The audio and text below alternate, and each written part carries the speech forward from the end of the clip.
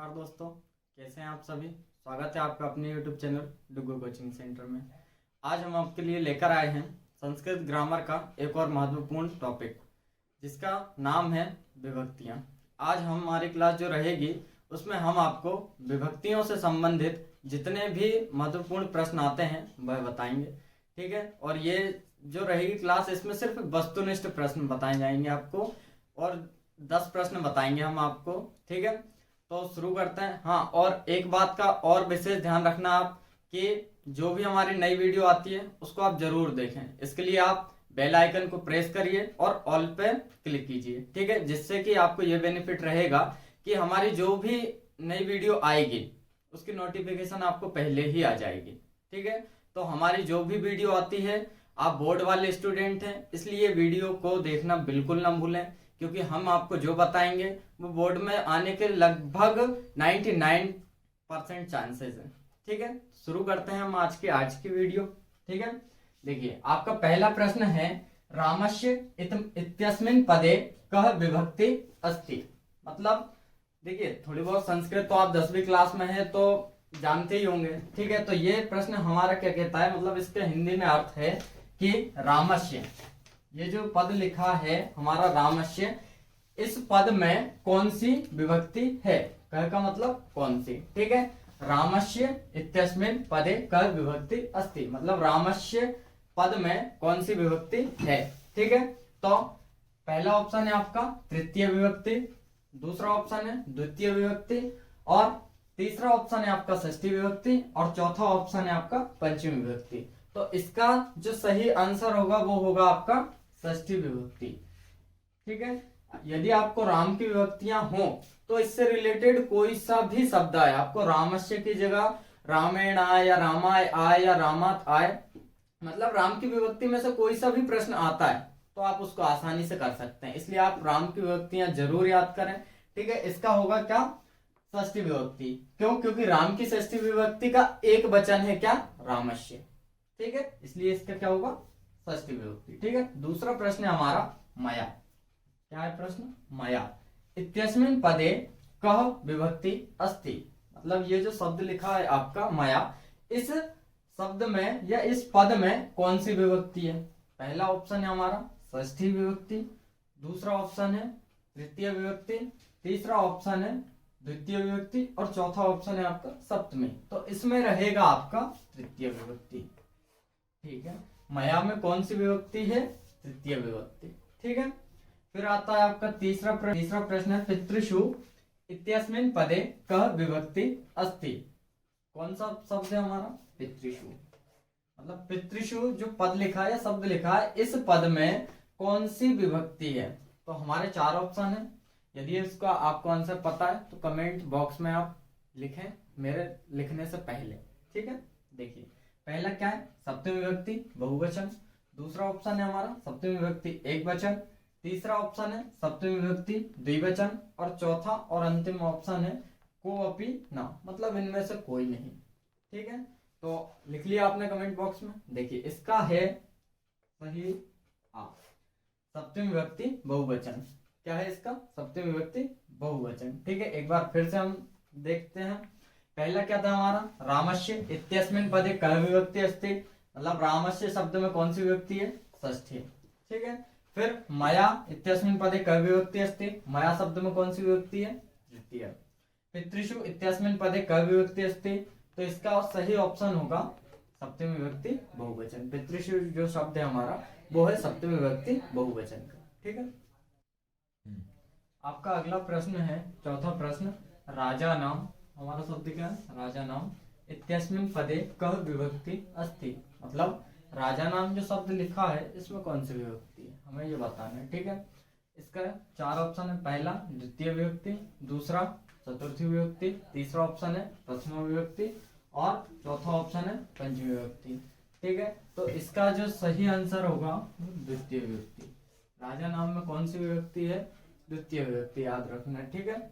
हमारा 5वां अगला प्रश्न है, अधोलिखितेषु पंचमी विभक्ति अस्ति। ये जो नीचे ऑप्शन लिखे हुए हैं इनमें से पंचमी विभक्ति कौन से शब्द में है या कौन से पद में है, हमें ये बताना है, ठीक है। हमारा पहला ऑप्शन है बालकेभ्यम, दूसरा फलाभ्याम, तीसरा राज्ञः और चौथा जो ऑप्शन है सर्वयपि। सर्वयपि मतलब ये जो बाकी के तीन है ये सभी, ठीक है। तो इसका हमारा होगा, देखिए पंचमी विभक्ति में बालकेभ्य भी आता है, बालक की पंचमी विभक्ति में बालकेभ्य भी आता है, जैसे राम की पंचमी में रामेभ्य भी आता है वैसे ही इसमें आता है। फिर फलाभ्याम, ठीक है, ये भी पंचमी विभक्ति का है। राज्ञः, ये भी पंचमी विभक्ति का है। तो हमारा इसमें सही ऑप्शन क्या होगा, जब हमारे तीनों ही पंचमी विभक्ति में आते हैं तो इसका चौथा सही होगा, सर्वव्यापी मतलब सभी, ठीक है। छठवां प्रश्न है कवि पदस्य शब्दस्य द्वितीय विभक्ति रूपम किम।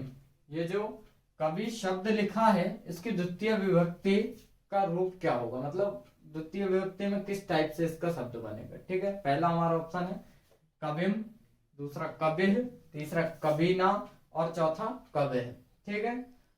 कवि शब्द की द्वितीय विभक्ति, तो इसका सही होगा कविम, पहला क्या होगा कविम, ठीक है। एक बार फिर से इनको रिवाइज करता है। पहला था हमारा, चौथा प्रश्न था राजा नाम इत्यस्मिन् पदे कवि विभक्ति अस्ति। राजा नाम में कौन सी विभक्ति है, तो द्वितीय विभक्ति, ठीक है।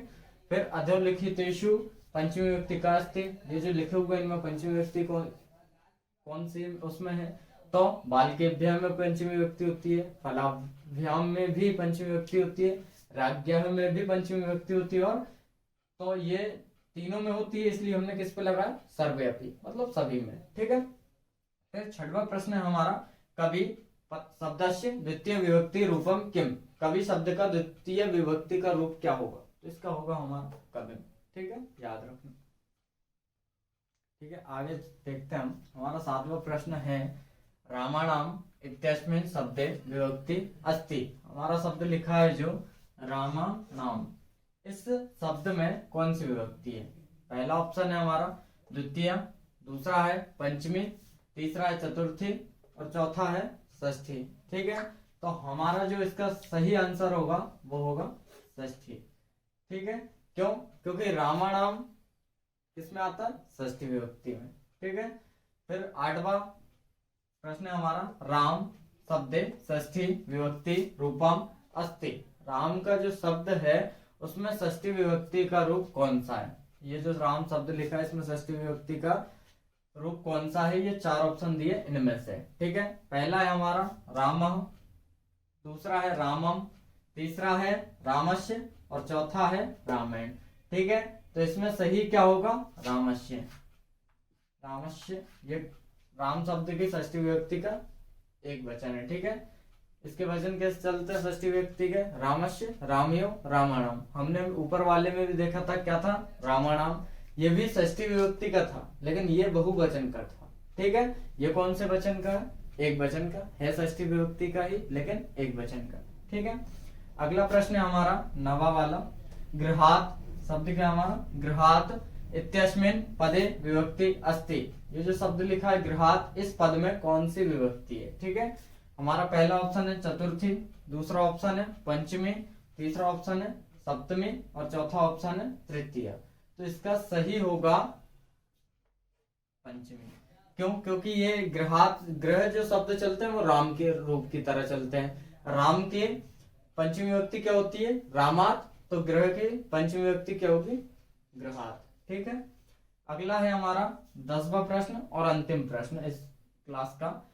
क्या शब्द है हमारा, बालकम, ठीक है। बालकम इत्यस्मिन् पदे कः विभक्ति अस्ति। बालकम पद में कौन सी विभक्ति है, तो हमारे चार ऑप्शन है, पहला प्रथमा, दूसरा द्वितीय, तीसरा तृतीय और चौथा चतुर्थी, ठीक है। इसमें हमें विभक्ति बताना, बालकम शब्द इसमें होगी द्वितीय विभक्ति।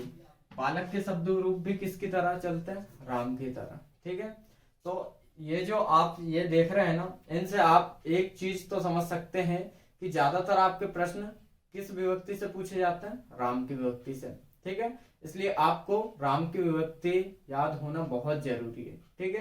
क्योंकि चार ये प्रश्न हैं और एक इससे पहले प्रश्न जो दिया था वो भी राम की विभक्ति से संबंधित था, इसलिए आप राम की विभक्ति अच्छे से याद कर लीजिएगा, ठीक है। इनको एक बार फिर देख लेते हैं। 7वां प्रश्न जो था हमारा, रामाणाम इत्यस्मिन् पदे ये शब्द विभक्ति अस्ति, रामाणाम में कौन सी विभक्ति है, तो षष्ठी विभक्ति।